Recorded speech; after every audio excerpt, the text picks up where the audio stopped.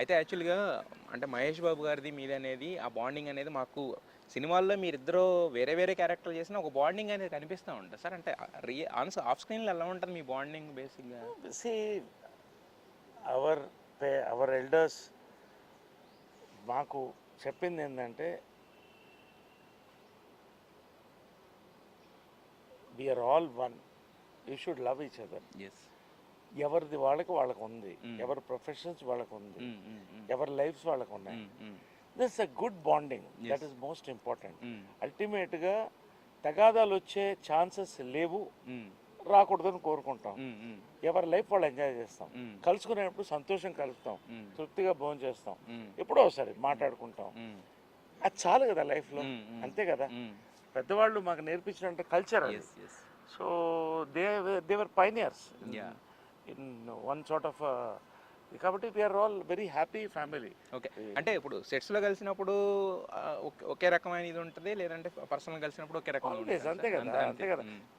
ఇప్పుడు మనకు ఏదైనా ద్వేషము, ఈర్ష్యో ఉన్నప్పుడు, లేదా ఒక ప్రాపర్టీ తగాదా ఉన్నప్పుడు ఇవన్నీ వస్తాయి. అవన్నీ ఏం లేవు.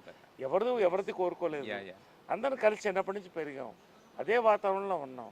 ఎప్పటికీ అలాగే ఉండాలి. నా కోరిక, వాళ్ళ కోరిక, అందరం సంతోషంగా ఉంటాం. మేము వాళ్ళు అనేది లేదు, అందరం కలిసి ఎప్పుడు అవసరమైనప్పుడు మాట్లాడుకుంటాం, తృప్తిగా ఉంటాం. We are very happy. సార్, అయితే మీ అమ్మగారి గురించి చాలాసార్లు చెప్పారు, ఆవిడ ఏమి నేర్పించింది మీకు ఫిలాసఫీలు అని చెప్పి. బట్ కృష్ణ గారి దగ్గర నుంచి మీకు చెప్పింది కానీ లేకపోతే మీరు నేర్చుకున్నది కానీ అంటే ఏం చెప్తారు సార్? జనరల్గా అండి,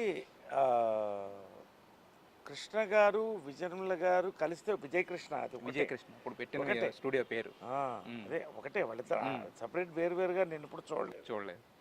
కానీ కృష్ణ గారి దగ్గర నాకు నచ్చింది ఏంటంటే ఆయన ఎప్పుడు సంతోషంగా ఉంటాడు. Is a happy man.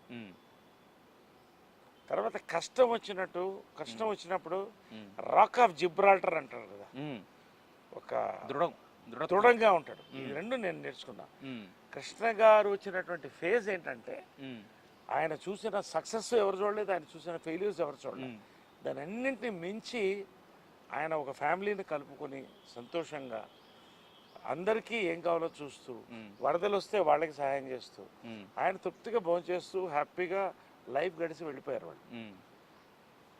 ఇది నేను అబ్జర్వ్ చేసింది. రెండోది, మాట ఇచ్చిన తర్వాత మాట మీద నిలబడటం అండి. కృష్ణ గారు పెట్టిందే పేపర్, మాట తగ్గేదే లేదు, అంతే. So I believe in that. ఆ ట్రైనింగ్లో పెరిగాం కాబట్టి ఎప్పటికీ నేను ఇలాగే ఉంటాం. This is how we will be. మొండితనం అనండి, మంచితనం అనండి, ఇంకోటి అనండి, we will stick by what we say. ఆయన దగ్గర నచ్చింది అది. రెండోది రిస్క్ టేకింగ్. ఆయన కెరియర్లో కానీ రియల్ లైఫ్లో కానీ రిస్కులు, ఆయన తీసుకున్న రిస్కులు చాలా మంది భయపడతారు. సొసైటీ ఏమనుకుంటుంది, వీళ్ళంతా ఏంటంటే ఎవరైనా భోజనం పెడతారా, ఎవరో ఆ నిమిషం మాట్లాడుకుంటారు కానీ రెండో నిమిషం మాట్లాడుకోవడానికి టైం ఉండదు మన గురించి వాళ్ళకి. విజయనిర్మల గారు చనిపోయినప్పుడు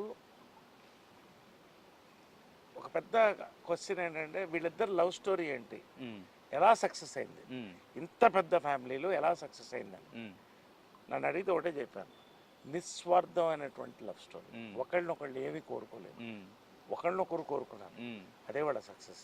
అలా ఉన్నప్పుడు అన్ని రిలేషన్షిప్ సక్సెస్ అవుతాయి.